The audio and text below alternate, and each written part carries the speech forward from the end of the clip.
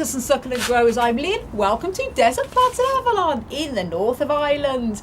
And today's video, I've got something a little bit different for you. Obviously it's spring now and we're doing a bit of rearranging in the polytunnel and giving the yard a good clean. And we obviously starting up the water with a lot of the plants. Now what we're going to be doing in today's video is our cereus cacti that we have here in this corner of the polytunnel. As you can see, the bubble wrap is hanging down, so that has to come away or try and fix the bubble wrap. We have to take all of these lovely cereus cactus plants outside into the yard while it's a lovely spring day today. And then we're going to be putting lots of the saucers like this underneath them, because when we had this new polytunnel, I just show you that's all our saucers there. We've been giving them all a good clean and a wash, so they're all clean when we put them under the plants. And the reason why we're having to take them out is that when we had this new polytunnel in the end of October, we just had to put all the cacti back to overwinter in here, and we didn't really have time to put all the saucers underneath. So some have got saucers, some haven't. So we're going to take them all out, give the floor a clean, fix the bubble wrap, and put the saucers in, put them back in again. So we're going to share that in this video vlog, as well as giving the yard a bit of a clean up and things like that. Something a little bit different. And we have a mixture of many different types of cereus cacti, mostly trichocereus.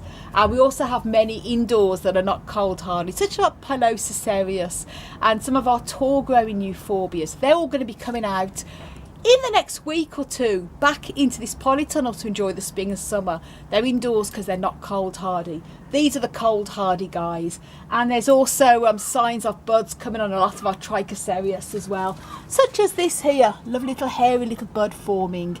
So they need to be watered, but as I mentioned, before we can give them a water, we have to make sure they've all got saucers, because if I was to water these now, the water's going to come straight out and it's going to flood the polytunnel. So they need the saucers to keep the water in. So then it's going to be a busy day ahead for me and Hansi. And we're going to start taking these out and share the process, the fun sort of cactus day with you all. Well guys, that's some of them outside. And as I say, it's a beautiful sunny day today. Perfect day to do it. And Hansi's just moving some of the cereus cacti out here. And just want to mention this one here. This is Trichocereus chilensis, and there's a bit of a history to this particular Trichocereus. Hansi, I'll let Hansi explain. Yeah, I find a picture of it in the 70s. I had my own dark room, and I have a black and white picture of it from above when it was high like this, and I was so amazed over the nature of pattern, you know, with this symmetrical. It's incredible, and I have that, and I know it was from the 70s, and that is that plant. This exact plant from the 1970s, guys. Yeah, from the 70s. Yeah, and you can see here it start when I moved over. So this is a normal growth for this, but up here it took so long time. So this has happened mostly in 7 years. In Ireland, yeah. So that's wow. normal for it, but it's an old lovely friend. Isn't he gorgeous? So Hans has had this since the 1970s, guys. You can work out how old that is. It's as old as me. And here are some of our smaller Trichocereus.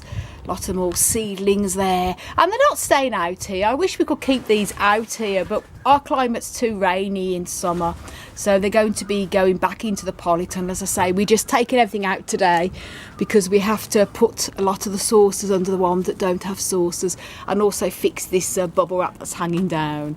Hans is protecting his hands there with this trichos. You know, so I have to do that. Yeah, he has to protect his hands.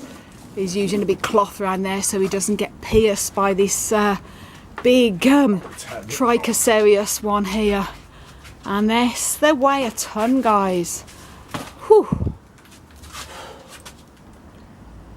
This cereus as well.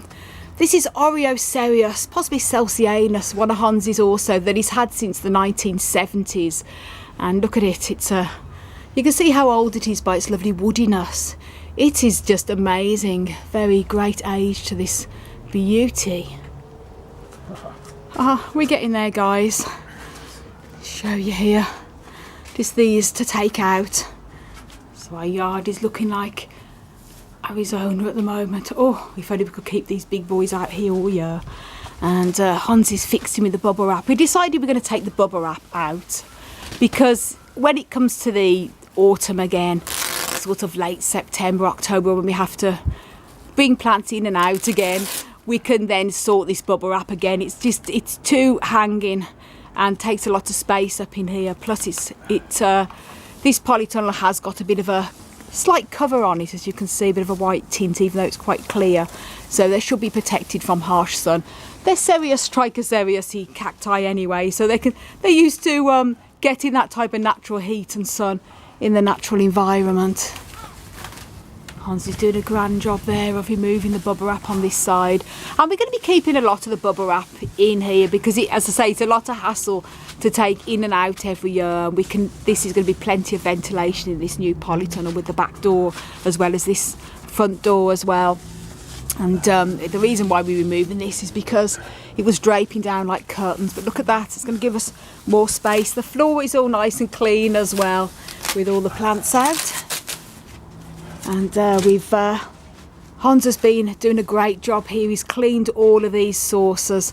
The big saucers here with soapy water, so when they all go underneath we can put all of the big tall serious cacti back in.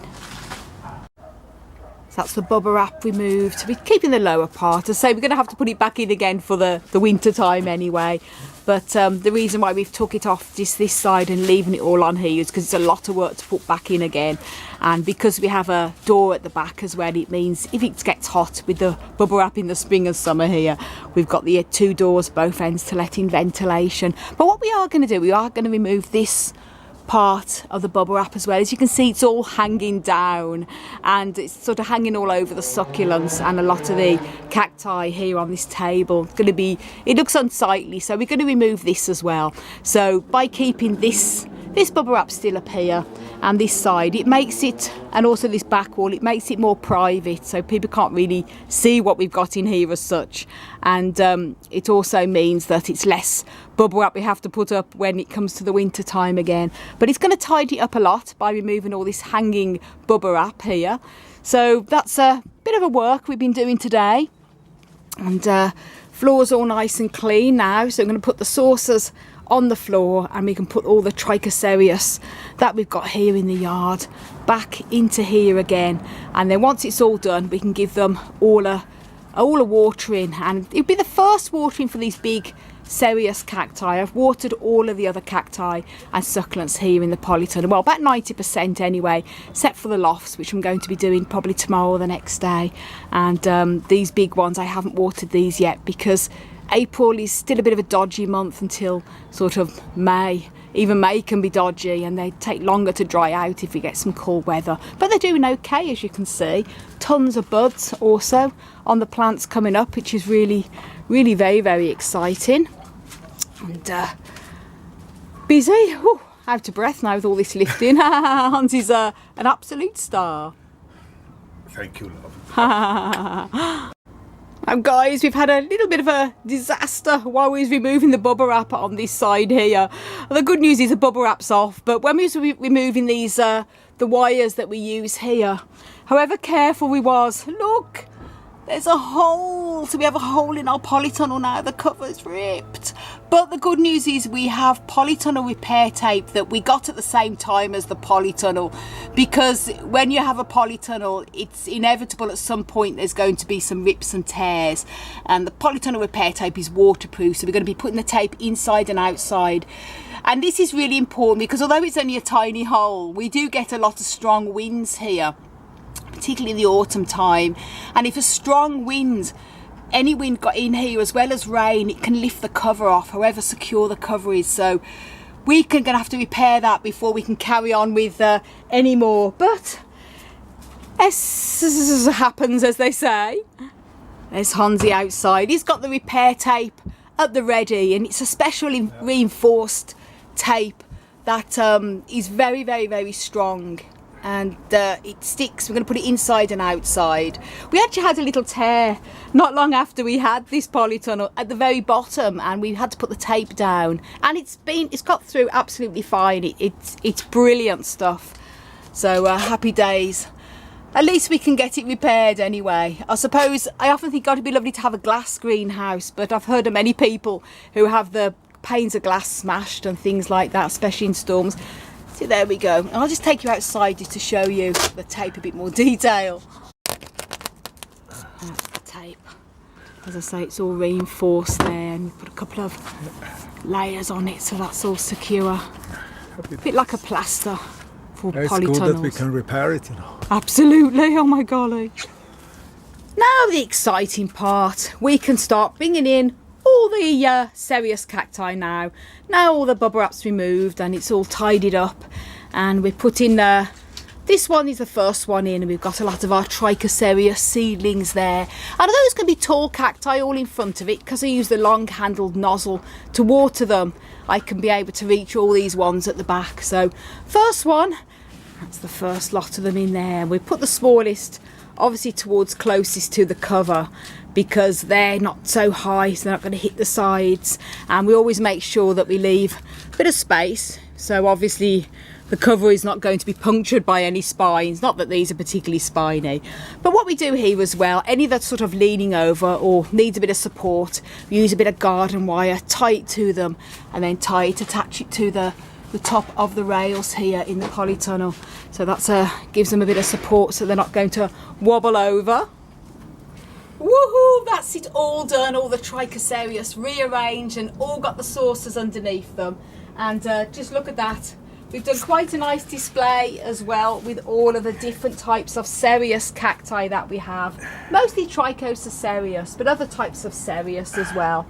And this lovely patchy cereus here, for example, and the patchy cereus. It's higher than you, though. Yeah, it's taller than me. Amazing. Taller, I mean. And we've also put some more cereus cacti as well here by this by the door, because we're not going to be using this left door, because the right side is big enough for people to walk in and out. So that's a lovely display there. Yeah, so we use that as a wall more. Yeah, isn't it great? This big one here in the middle. Yeah, the big trichocereus scopocoda crossed with pachanoi that had amazing huge flowers last year. This one we've got right in the middle there, and it's supporting it, and so when this flowers and there is flower buds on it, it's going to be a magnificent display.